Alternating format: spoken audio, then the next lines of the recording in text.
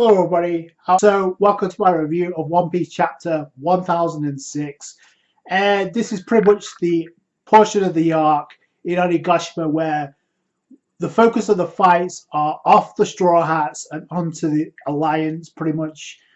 Case in point, Hyogoro, but it's also one of those chapters where it looks kind of epic for the good guys, but it also looks pretty bad in the bigger picture, especially if you look at the beginning of this chapter. One Piece on the cover weekly show Jump with the Supernova trio with Law, Kid, and Luffy.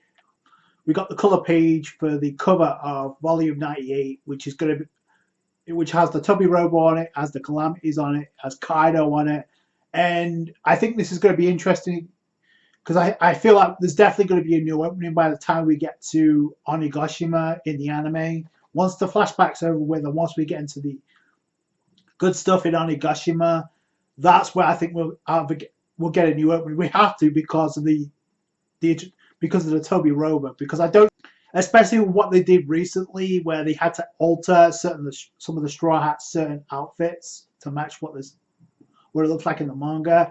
So yeah, I could definitely see a new opening on the horizon. But that case in point, we start off at the school dome. We actually have Bao Hong, who's overseeing what's going on, but she's lost sight of Momonosuke, and the reason for that is obviously because Momo is hiding in Yamato's huge cleavage, with Yamato and Shinobu fighting their way through the resistance. Now, it's interestingly enough because according to where, if you look at the map of where things are pointing itself up, the dome entrance is below and the castle tower is at the top. So I feel like Yamato's going to have to go up anyway just to get away. It's going to force them to get away. And I also find it very interesting. We have not gone to the treasure room yet. We didn't go into the treasure room last chapter, and Sanji wants to make his way up to there also. And he's actually using anyway. Yamato's running upwards, I'm assuming, and because of this, I said this in my last review. I think Yamato's going to bump into Jack. I think it's kind of has to happen at this point. Who else is going to go up against Jack?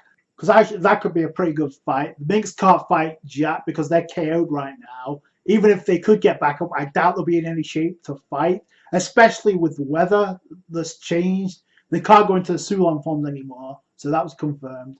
So, yeah, it kind of has to be Yamato at this point. So, yeah, that's definitely a fight that could happen. But we see Sanji, and he notices that Shinobu and Momonosuke are up there. But he also points out, oh, but the Kinemon and the others, they're down. So which way do I go? Because he's indecisive, I guarantee he's going to run into Queen, especially what we saw by the end of this chapter. So anyway, the only thing we notice is the top of the Onigashima is like still floating, but you can't really see much of what's happening on the top of the skull with Kaido.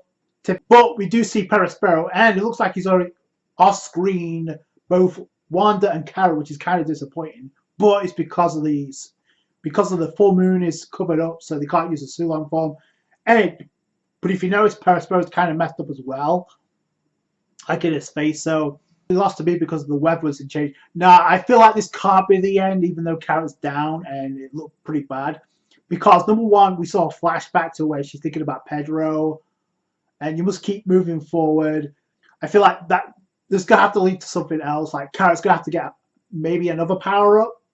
He says, I'm still against the allying with the Beast Pirates. Now, another question is, where the hell's the rest of the Big Mom Pirates? Like Smoothie and Daifuku? We'll just have to wait and see, but I find that very interesting. Perospero walks off. He notices Marco, and I feel like that's going to have to tie into somewhere as well, considering... But this is where we cut to where the samurai are pretty much getting infected because the ice bullets... The ice demons are mounting up, and... The problem is Hyogoro is also infected, and Chopper's also is getting worse, but he's trying to come with antibodies, multiple antibodies within the time period that needed. I'm pretty much willing to give up because, oh, we won't be able to stop the rampaging. And we actually see the fact that Scratch Manitou and X-Drake have also stopped fighting. We actually get a cool panel with X-Drake and Hyogoro, and it looks like he's in his like he used to look in his prime, but that's only because of the ice demon that's inside him, and that becomes a problem because it's like, oh, he gets his powers back that he had back in his prime. He also mentioned something very interesting, like when he was with Odin back in his youth, if he had teamed up with Odin to take on Kaido, that may have been enough to take him down. But obviously, for plot purposes, that never happened. But because of the infection, Hyogoro states to the rest of the Yakuza, if I go off the rails, if I attack you, kill me. Just off, because I don't want to become a demon, like, and cause you the rest of you problems. Like, I feel like it looked like a death flag for Hyogoro just because of the way this chapter, but I feel like something's going to have to happen. Like, Chopper's going to have to come in. Also, we see the Oniwa Banshu this going after Hyogoro, which makes sense. I also noticed there's no sign of Fukurakuju, so I'm wondering where he's at right now. The Yakuza, they're like, okay, we don't really want to do it, but if we have to, we'll kill you. And Hyogoro comes in with a holy light, fiery hairs, which is badass, by the way, because he takes out takes 4 members of the Oniwa Banshu down. I don't know if they're down for the count, but then he's thinking back to like where he's training with Luffy. I found myself an interesting protege. And because of this, I know the sun will rise. This is where we get to the most interesting part of the chapter, where we see the calamities. We see Queen. He's targeting Hyogoro because he's pretty much. In comes Marco and attacks him. And Marco uses a shockwave. And Marco's like, "Yo, I'm your opponent. Keep your eyes on me," which is impressive because he's taking on both King and Queen still. But I think Marco realizes, oh, taking them both on at once is pretty tough. So, but then in comes King and actually slashes through Marco in his Phoenix form. It's hard to tell if he has armor and hockey on his sword when he's doing that. But Marco uses those flames to fire right back at King and sends him crashing down into the bottom. And this is what I meant by saying the Calamity is being sent back down. But I feel like King, because of like, there has to be a way, like, King is going to go up and Queen is going to stay down. I just feel like that's the way it has to happen. It comes down, and it kind of reminds me of what Sanji did against Page 1. But then we see Queen get back up after being knocked out of his zone-type form. Interestingly enough, we have not seen either Calamities use the hybrid form yet. So I feel like that's another reason why they have to kind of get away from Marco. But this is where Marco's like, okay, Chopper, you better hurry up with that antibodies. Para's like, oh, Marco, there you are. What Para's going to do, I don't know. Obviously, that could be the door that King and Queen need to get away so they can go after the rest of the Straw Hats. And that's where the stage could be set, no pun intended. But this is where we go to the end of the chapter where we see a member of the Yakuza.